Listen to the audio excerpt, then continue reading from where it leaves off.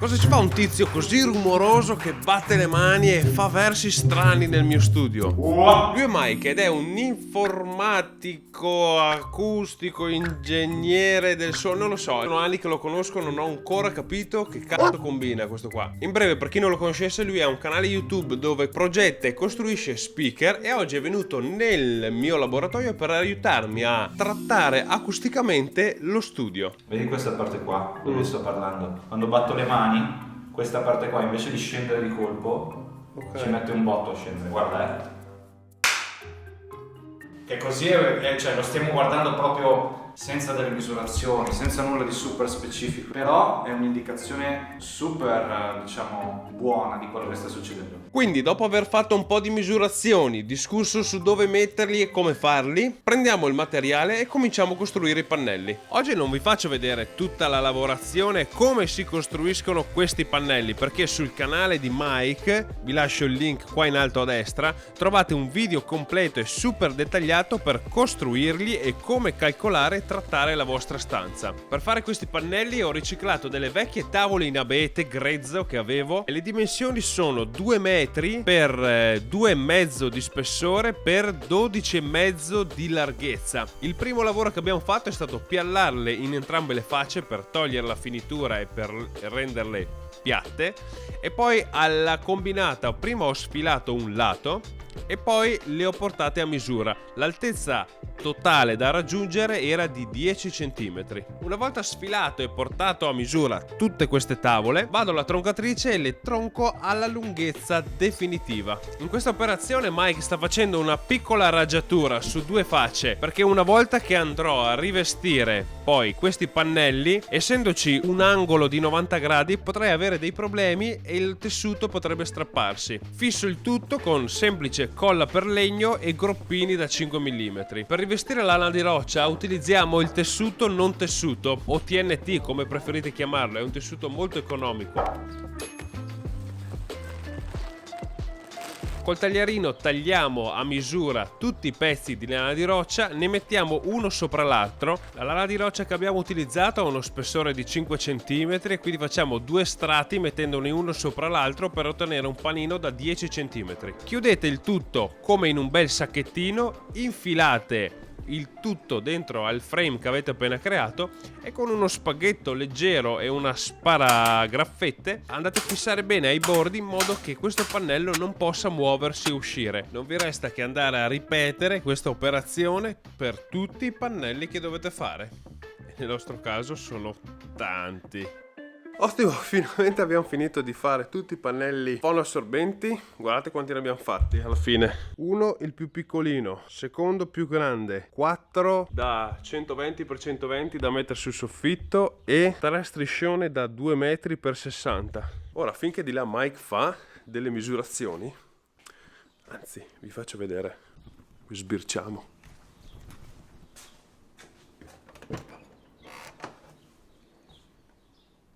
Non si fa così. È arrivato il momento di fare le misurazioni in questa stanza per capire come si sente.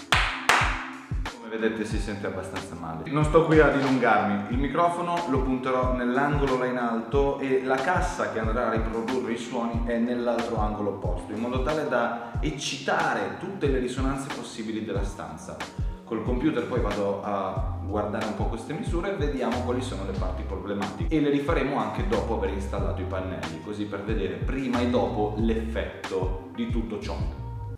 Prova, 1, 2, 3, sono al centro della stanza e questo è il casino che si sente in questo momento. Questa è la stanza.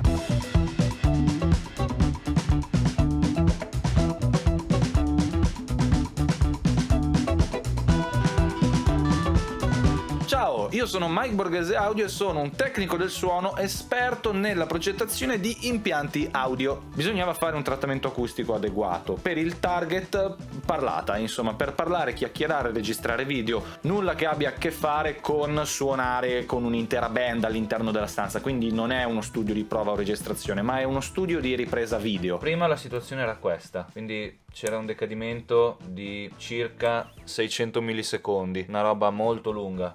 Quando parlavi avevi dei riverberi molto lunghi, dove c'è la voce qui si arrivava a 1 secondo di decadimento e in basso dove ci sono le risonanze anche di più, di 2 secondi. Dopo il trattamento la situazione è questa.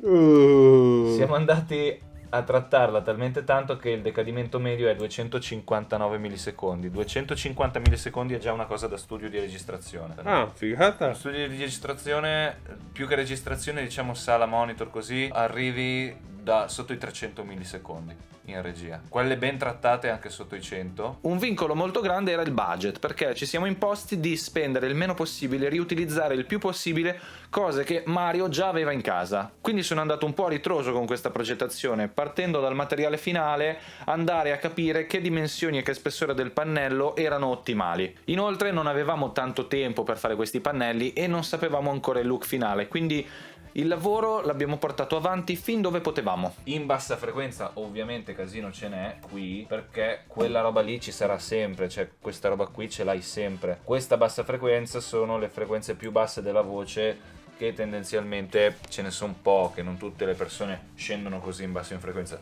Io ho una voce un po' cupa, Mario ha una voce un po' più chiara della mia, quindi da questo punto di vista pochi problemi. E questo trattamento, altra curiosità, va a incidere su quanto si sente fuori da questa stanza? Cioè l'isolamento acustico, che è una cosa ben diversa del trattamento? L'isolamento acustico non viene fatto con i pannelli fonoassorbenti, perché vuol dire fare in modo che il suono che ci sia dentro una stanza rimanga dentro la stanza, non se ne vada. Questa stanza è già fatta di mattoni, 4 pareti di cemento, quindi già più il cemento e sassi che mattoni. Ecco, cemento e sassi. Quindi essendo già cemento e sassi blocca il suono rimaneva qua dentro, che era uno dei problemi iniziali, cioè il fatto che il suono, proprio perché era isolato dall'esterno, non poteva andare fuori l'energia del suono, continuava a rimbalzare qua dentro, e un po' si sente ancora sulle basse frequenze sta cosa, però suona molto meglio. Entrare in quella stanza dopo averla sentita così riverberante, dopo essere stati in altre stanze, ti fa proprio salire la tranquillità. È una stanza ottima secondo me,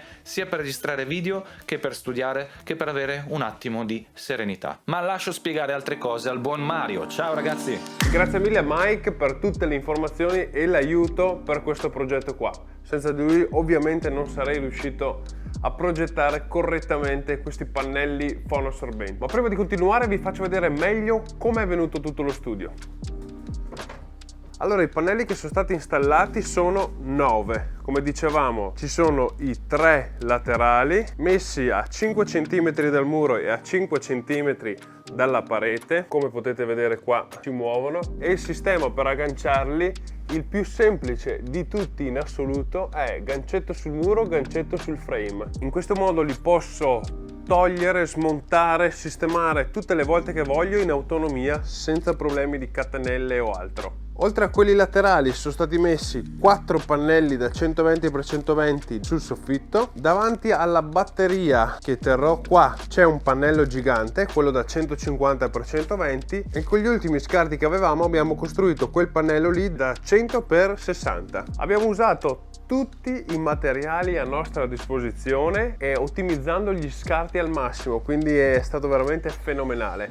Ora vedete che non sono ricoperti e hanno solamente il TNT. Per questo c'è un motivo ben specifico, ed è che non so ancora quale colore voglio usare per rivestire i pannelli. Non ho ancora ben definito che pavimento ci andrà, come decorerò quella parete là in fondo e se pitturerò le pareti di qualche altro colore. Quindi per il momento li lascerò così e poi andrò a rivestirli. Se avete qualche suggerimento sul colore in generale, lasciatemi un commento qua sotto. L'unica roba di cui sono certo per ora di questa stanza è il fatto che lì nell'angolo rimarrà la batteria e qui ci sarà la mia scrivania, così io potrò sedermi, se voglio rilassarmi ho la batteria lì a fianco e lì davanti metterò tutto. Prima di salutarci vi faccio sentire la differenza dei test audio trattato e non trattato. Prova, 1, 2, 3, sono al centro della stanza e questo è il casino che si sente in questo momento.